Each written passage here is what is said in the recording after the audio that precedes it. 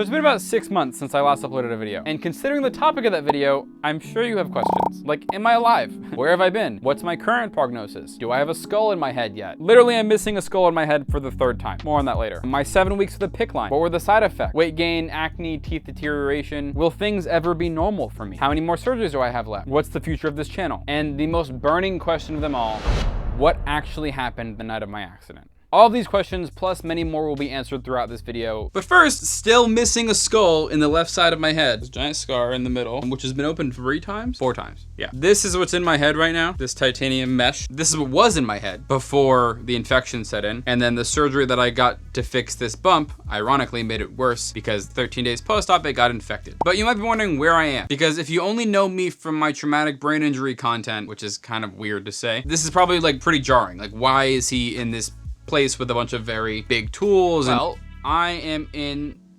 oh, wrong way. I'm in my shop, which is half of my girlfriend's parents' 240 square foot garage, which leaves me with about 120 square feet of usable space. But if you've already seen the other couple of videos where I'm in the shop, you'll notice some things have changed, which was all done back in August and September of last year. Most of it was just time-lapsed because I was just like, let's get it done. But I just haven't gone around to showing you. I haven't really been in here in the last like 4 months, and I've missed this shop like you'd miss a person. This feeling of like longing and wanting to see the side of yourself that that person brings out in you. This space is like my safe space where I come to find peace. So what happened after my last video? After my doctors had removed my artificial skull implant, they literally washed my brain like you'd wash a car. They washed my brain. And then they closed it back up with a titanium mesh. You'll see that on screen right here. A piece of titanium mesh, almost like a soccer net, draped over my head and like screwed into my skull. The reason for the titanium mesh was for me not to have to wear a helmet every single time I stood up, because, you know, previously when I didn't have a skull because of my TBI, I had to wear a helmet every single time I stood up because brain exposed, things hitting brains, bad things happen. What followed my previous video, I uploaded that video on October 8th. I was admitted on October 3rd. And on TikTok, it was getting pretty much like live updates as it was happening. But we all know what's going on with that, so subscribe here. I spent another 8 days in the hospital, and so while we waited for the cultures, I was on some pretty heavy general antibiotics. Simultaneously, I was dealing with acute hydrocephalus, which is basically cerebral spinal fluid accumulating around your brain in your skull, putting a lot of pressure, causing really bad cluster headaches, and it's not fun. So then on the morning of October 11th, 2023, which ironically was the 4-year anniversary from my accident, which is you know, kind of shitty, they took me in for a right side VP shunt, as many people call it. And that's where they drilled a new hole about this big on the right side of my skull to place a catheter directly into my brain. And this tube runs down all the way to my abdomen, where it's automatically absorbed by my body. During that surgery, I had also asked them to place the PICC line that they were going to do outside of surgery. And I was like, hey, you're gonna put a needle in me and then put this tube in me. Can you just do it while I'm under? And at first they were hesitant to put it in while I was in surgery because there's a whole separate team that comes and places PICC lines. But after like my persistent begging, like, please, like, I'd rather just kill 2 birds with 1 stone, but like, why are we killing birds? So eventually they obliged, and I was kind of upset. I mean, granted, this is like such first world problems. I had shaved my left arm because I'm right-handed, and so I was expecting them to put it here. I wake up from surgery and it's in this arm, and I'm like, what the f? I was upset, but I wasn't really upset. I mean, like, there was a lot of work I had to do, and that was just how it was. At that point, they had found out what the bugs were. Yes, 2 of them. There was a staph infection in my brain, blood, and heart. It also had found some what's called vegetation in my heart, which is basically some bacteria that was growing in my heart. At that point, they knew what antibiotics to give me. Then I was discharged on October 13th, 2023. So October 11th, that surgery happened, 2 more days, and then I went home. Over the next 7 weeks, Julia administered every dose of 2 very strong antibiotics that I was prescribed. They had given me oxacillin for the staph infection, which was constantly being infused all day through this little pouch. And there was like this little grenade type thing that they called it. I had a dual lumen PICC line, so there was 2 pieces that came out. So it was one here for the oxacillin and one here for the meropenem. That would need to be changed and flushed every day around 7 a.m., which Julia never missed a beat. At the same time, going through the other lumen of the PICC line 3 times a day was a much stronger antibiotic called meropenem, or merum as a lot of people know it, which is a antibiotic that's used for bugs that are resistant to antibiotics, which is the one that was in my heart. And for that, my schedule was as follows: infusion at 7 a.m., infusion at 3 p.m., and then an infusion at 11 p.m. Every treatment took about 45 minutes, or however long it took to drain, because it was all gravity infused. I didn't have like a machine or anything. And then once a week, week for 7 weeks, I had an RN who would come to the house and she would change my dressing for the PICC line, and she would do all my labs, take my blood work, and then send it off to my infectious disease doctors at NYU. Silly old me thought it was going to be smooth sailing from there. Man, was I wrong yet again. Bringing it back to October 16th, 2023, not 3 full days after I was discharged, I went to my neurosurgeon's office to have my staples removed from my surgery on October 3rd, you know, where they pulled my implant out. And while I was in his office, I had the idea to look, okay, let me show him my electrocardiogram that I took on my Apple Watch. I know. What the fuck? Because I've been getting these feelings of like a racing heartbeat, or it would like feel like my heart was like skipping a beat for probably 5-10 seconds at a time, and it was pretty often when I was getting my infusions. So I'm at my neurosurgeon's office and I show my results from my electrocardiogram on my phone. To the left was my normal elevated everyday heartbeat, and to the right was, well, what was going on? And my doctor looked at me and he says, I'm a neurosurgeon, not a cardiologist. So here's what you're gonna do. You're gonna go down the street to his office, is like right here, NYU's like right here. Tell him you just came from my office and that you're having runs of VTAC and PVCs and that you were told by me to come here. And you're probably gonna be admitted. And I thought to myself, I was like, here we go again. And then Julia and I did exactly that. They ran an initial 12-lead electrocardiogram with their machine and it came back just fine. And I was like, it only happens intermittently when I'm laying down. So they took me in for observation overnight, and that's when nothing happened. For 12 hours, nothing happened. Everything was good. My vitals were good. Everything was good. And then at about 4:25 in the morning, when you're in the ER, you don't have any windows. You don't really know what time it is. So I was just like up for whatever reason. I'm sitting there talking to one of the nurses, the night nurse who was there, who was awesome. She was so great. And as I'm talking to her, I stopped mid-sentence. I'm like, it's happening.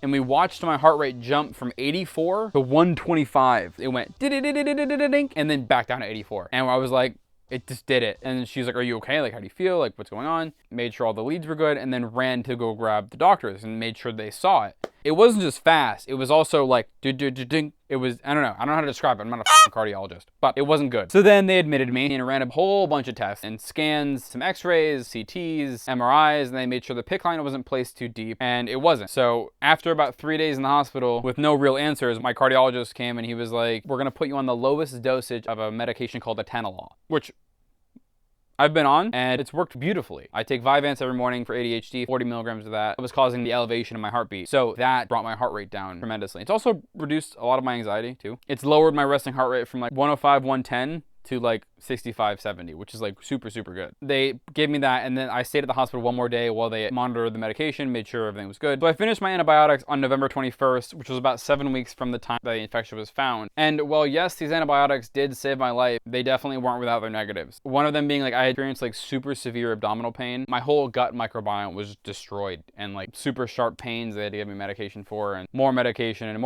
to combat the side effects of the antibiotic. In the process of that, I don't know if it was the lack of activity or whatnot, but I gained like 30 pounds. But I think the part that really like impacted my mental health was the deterioration of my teeth. It caused my front tooth to chip because it just weakened it so much, and then a bunch of cavities to form in between my teeth. And I floss and brush like religiously. Like it's like I have like a 4-step brushing routine. That being said, I've got a ton of upcoming dental appointments prior to my next cranioplasty where they put a new skull in my head. So now, before I tell you what the future of this channel is, and before we discuss what actually happened the night of my accident, I want to thank each and every one of you. Every single one of you who came out of the woodwork and supported me through this super unexpected period of my life. Every message, every DM, every comment, and every dollar that was sent was so unbelievably helpful and really helped me maintain a positive mindset throughout this recovery process. I also want to give a special shout out to all of my friends and family who have been there from the very beginning, especially my mom, who dropped everything to come be right by my side from a work event that she had spent months planning prior, and at the drop of a hat was able to leave and come be by my side within hours. She lives out of state. I also want to give a massive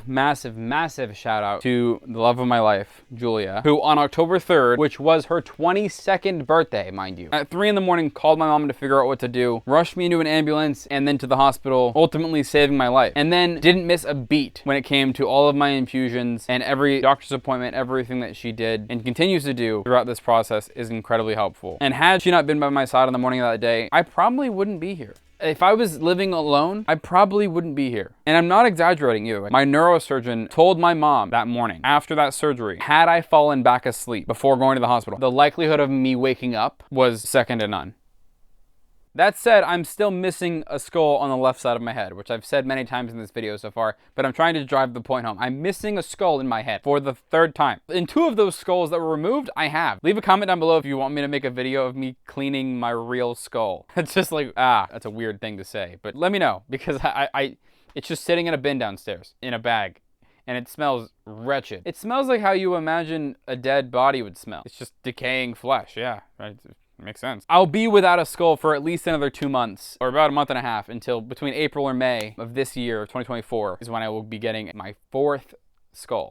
Future Brandon here, editing this video 2 days before it goes out. I actually don't need to have surgery in May or April. At the end of April, I saw my neurosurgeon, and then I went out of town, and then I came back. He told me that this titanium mesh is actually a lot more protective than I thought it was initially, which is super good because now I can focus on, number one, having a nice summer. Because if we're lucky in this life, we get 70 summers, and the past 3 of mine have been spent not in the best of standings, so I'd rather take advantage of that, living in New York. The other thing he said is that the longer we wait from the infection date, the better chance of a successful surgery in the future. And I said, okay, let's wait till sometime in 2025, because if I'm good, I feel good, I want to enjoy my summer. Obviously, cosmetically, it's not the best, but I wanted to come on here real quick and let you know that I'm going to be able to start making more content a lot quicker than I expected. Summertime is prime time for making things, and I'm super excited for that. Everything else remains current, but I just wanted to jump on here and say this. All right, back to this video. So moving on from that, I know a lot of you have seen from my last video, I had a GoFundMe going, and I'm shutting down the GoFundMe. As I pull myself out of this like unexpected financial ravine, I plan to make that money in a few different ways. Number one is sharing my journey with you, not just my health journey, which is what I've really been doing, but also like my creative maker journey. And number two is I'm launching the membership section of this YouTube channel. It'll start with 2 tiers. In a way, the goal is for me to connect with you more directly via live streams and brainstorming sessions and shop maintenance projects and many more as the channel grows and I'm able to bring on more people to help me. Honestly, in my mind, I haven't really done anything that's deserving of the following that I've garnered on TikTok and YouTube and Instagram yet.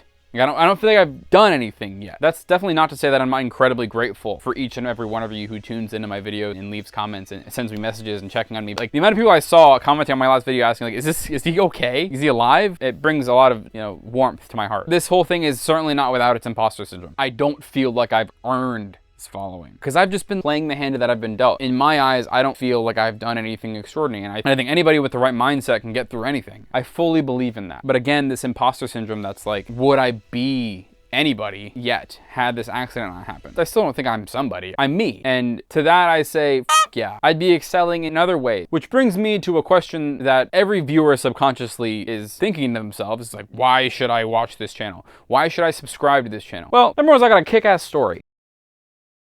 And I make pretty cool things. I have a lot of ideas that are in the works. And the goal is for you to come along that journey with me as I learn about, Python and coding and robotics and stuff like that, and building this teeny tiny shop to be like as uber optimal as possible. It's also like a soundstage in case you haven't noticed, which I'm super proud of. I'm gonna give you a little backstory. Back in 2021, I was living in an apartment with Adrian Vasquez and Koi White. And I had this come to Jesus moment that like shook me to the core when I decided to teach myself how to 3D model, render, and simulate. It felt like prior to the accident, I had always wanted to do it, but it felt like this just giant feat. And then after the accident, it felt like it came so naturally to me. And like visualizing things is so much easier for me now. I don't know why. I believe it's a remnant from my TBI, but in visualizing things in 3D space, I found this cross-section passion between finding and restoring things that were built decades ago and building something that's never been seen before, which is kind of a full circle moment because like in my documentary, I talk about how I'm teaching myself to do all these things. Combine that with watching people, Adam Savage and Colin Furze and the Hacksmith Industries,